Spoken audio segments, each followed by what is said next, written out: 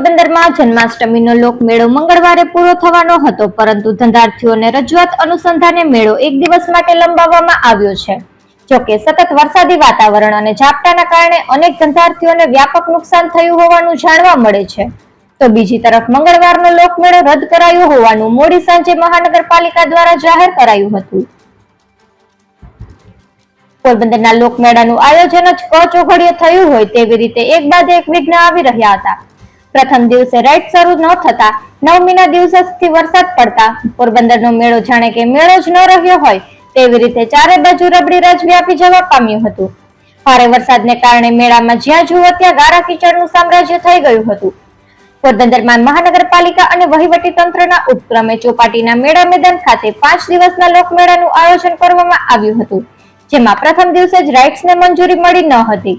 જન્માષ્ટમીની સવારે રાઇડ્સના ધંધાર્થીઓને મંજૂરી મળતા પ્રથમ દિવસે રાઇડ્સના ધંધાર્થીઓને ખોટ ગઈ હતી, જેને સરભર કરી આપવા ધારાસભ્ય અર્જુનભાઈ મોઢવાડિયા સહિત અધિકારીઓને રજૂઆત કરાઈ હતી અને એક દિવસનો મેળો વધારી દેવામાં આવે તેવી માંગ કરાઈ હતી। આથી અત્રે તંત્રએ ધંધાર્થીઓની માંગને ધ્યાને લઈ એક દિવસનો વધારો કરી અપાયો છે, જેથી આજે બુધવારે મેળાનું સમાપન થશે। જોકે મંગળવારે પણ દિવસભર સતત વરસાદ અને સાંજના સમયે ભારે પવન સાથે વરસાદ પડતા મહાનગરપાલિકાએ મોડી સાંજે મંગળવારનો મેળો રદ કરાયો હોવાનું જાહેર કર્યું હતું। ઉલ્લેખનીય છે કે લોકમેળામાં સાંજે સાંસ્કૃતિક કાર્યક્રમો, લોક ડાયરા વગેરેનું આયોજન પણ કરવામાં આવે છે, ત્યારે મેળો રદ થતા તમામ કાર્યક્રમો પણ રદ જાહેર કરાયા હતા। છેલ્લા 2 દિવસથી સતત વરસાદી વાતાવરણ વચ્ચે વરસાદી ઝાપટા ચાલુ હોવાથી મોટાભાગના ધંધાર્થીઓને વ્યાપક નુકસાન થયું હતું। તેમાં પણ મંગળવારે તો સવારથી જ વરસાદ ચાલુ હોવાથી મેળા મેદાનમાં પાણી ભરાયા હતા અને લોકમેળો ખાલીખમ નજરે ચડ્યો હતો। અનેક સ્ટોલમાં પણ પાણી ભરાયા હતા, તો લોકો ન હોવાથી મોટાભાગની રાઇડ્સો પણ બંધ રાખવામાં આવી હતી। મેળા મેદાનમાં અખાડા નજીક નાની રાઇડ્સ અને રમકડા તથા ફ્રૂટ જ્યુસના ધંધાર્થીઓએ 20 થી 30 હજારની રકમ ભરી સ્ટોલ તથા પ્લોટ લીધા હતા, પરંતુ પ્રથમ દિવસે વરસાદી ઝાપટા બાદ અહીં નીચાણવાળો વિસ્તાર હોવાથી વરસાદી પાણી ભરાયા હતા, જેનો નિકાલ કરવા મનપાના તંત્રએ તસ્દી ન લેતા આ તમામ ધંધાર્થીઓને પ્રથમ દિવસથી જ મુશ્કેલીમાં મુકાયા હતા અને 5મા દિવસ સુધી પાણી ભરાયા હોવાથી તેઓને ખાસ વેચાણ થયું ન હોવાનું જણાવી મનપાના તંત્ર સામે રોષ ઠાલવી વળતર ચૂકવવા માંગ કરી હતી। ભારે વરસાદ અને વરસાદના કારણે મેળામાં ચારે તરફ વરસાદી પાણી ભરાયા હતા અને કેટલાક સ્ટોલ પણ તૂટી ગયા હતા। નાના ધંધાર્થીઓની હાલત કફોડી બની છે। ધંધાર્થીઓએ જણાવ્યું હતું કે ઊંચી ઉધારા કરી અને મેળામાં વેપાર માટે નાણાં રોક્યા હતા, પરંતુ વરસાદને કારણે જોઈએ તેવી જનમેદની ન ઉમટતા મોટું આર્થિક નુકસાન થયું છે। ખરાબ સ્થિતિને કારણે ટેન્શનમાં આવી ગયેલા વેપારીઓએ કહ્યું હતું કે અમને તો પડ્યા ઉપર પાટું લાગ્યું છે, કેમ કે મેળો ખુલ્લો મુકાયા બાદ 2 દિવસ પણ વ્યવસ્થિત વ્યવસાય ચાલ્યો ન હતો અને વરસાદ પડતા અમારો ધંધો ભાંગી પડ્યો છે। ઉલ્લેખનીય છે કે ગત જન્માષ્ટમી વખતે પણ માત્ર સાતમના દિવસે જ મેળો યોજાયો હતો, ત્યારબાદ સતત ભારે વરસાદના કારણે લોકમેળો રદ કરાયો હતો, જેના કારણે મોટાભાગના ધંધાર્થીઓને સારું એવું નુકસાન સહન કરવું પડ્યું હતું અને આ વર્ષે પણ જન્માષ્ટમી દરમિયાન જ વરસાદની આગાહી હતી। આથી વર્ષોથી મેળામાં નિયમિત વ્યવસાય કરતા અનેક ધંધાર્થીઓએ આ વર્ષે મેળામાં વ્યવસાય કર્યો ન હતો। નિપુલ પોપટ, પોરબંદર टाइम्स। नाम धर्मेंद्र है, जूस की स्टॉल लगाते हैं। पानी की वजह से बहुत नुकसान है, भाड़ा भी नहीं निकल रहा, किराया खर्चा भी नहीं निकल रहा हम लोगों का। जी सर, बहुत नुकसान में है। पोजीशन आप तो देख रहे हैं सर, कितना पानी गिर रहा 2-3 दिन से, धंधा भी नहीं हो रहा, बहुत नुकसान में है। મારું નામ છે જીતેશભાઈ બીજલભાઈ વાઘેલા, કાપટનો પોરબંદરનો રહેવાસી છું। આ 2 ટોલ લીધા હતા આપણે।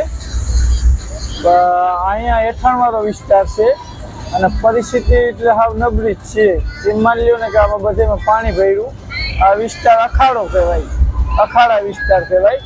અહીંયા છે ને ક્યાંય આખા મેળામાં પાણી ના હોય ને તો અહીંયા 2 સાટા પડે ને તો પાણી ભરાઈ જાય। આપણે ટોલોના પૈસા પૂરા આપ્યા અને ટોલ લીધા, પણ વેપાર કઈ થયો નથી। આ માલ પડ્યો બધો।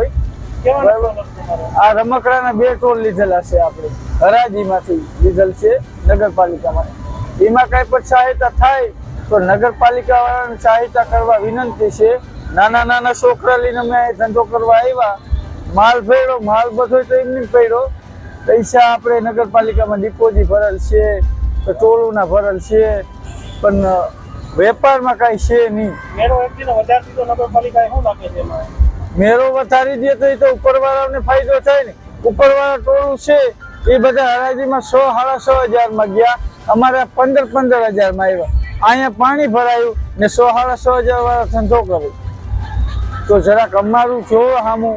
તો આ અમારે બી કેટેગરીમાં 91 નંબર છે મારા ટોલના, બેના 90 ને 91, બરાબર. તો એમાં કઈ સહાયતા થાય નગરપાલિકાથી તો કરી દે તો વિનંતી. મફત એમની બેઠા રામાપીરના મંદિર વાળી લાઈન પથારા 2 મારી પાસે છે, ઓલી બાજુ આડા બેસી ગયા અને મફત બેઠા. એને ફૂલ ધંધો હાલે, ત્યાં પાણી નથી ભરાતું. અમે રૂપિયા દઈને નગરપાલિકા વાળા એ બાજુ 2 દિન અમને જગા કરી દે તો અમારો માલ વેચાઈ જાય થોડો ઘણો. હશે. મારું નામ હરીશ ધીરુભાઈ ઉગરેજા. આ યુ કેટેગરીમાં 1 થી 9 પ્લોટ છે. એમાં પહેલે દિવસે થોડોક વરસાદ થયો, એમાં પાણી ભરાઈ ગયું. અમે તંત્રવાળાથી બધા ભેગા થઈને નગરપાલિકાએ ઓફિસરથી ત્યાં ગયા હતા. ત્યાં અમને કીધું કે ભાઈ હાલો અમે અહીંયા ગટર ઓલું કરાવી દઈએ.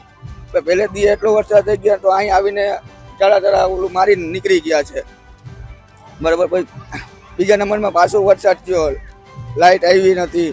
લાઇટ હતી છતાંય અમે ચાલુ નહોતું કર્યું. પાસે વરસાદ આવી ગયો છે. હવે અત્યારે બધા આખા ગ્રાઉન્ડનું પાણી અમારે અહીંયા યુ કેટેગરીમાં ભેગું થાય છે. 1 થી 9 પ્લોટ છે. અમે 1 થી 1.5 લાખના અમે પ્લોટ લીધા છે. હવે અમારે શું કરવું? વ્યાજે પૈસા લીધેલા હોય, વ્યાજવાળા માથે હરિયું કાઢતા હોય, કોઈક પાસે ઉસીના લઈને કર્યા હોય. અમને કંઈક વર્તન અમને કરી દે તો અમે બાપા મરીએ નહીં. નગરપાલિકાને અમે એટલી વ્યવસ્થા અમને કરી આપે. આજ 4થો કે 5મો દિવસ હશે.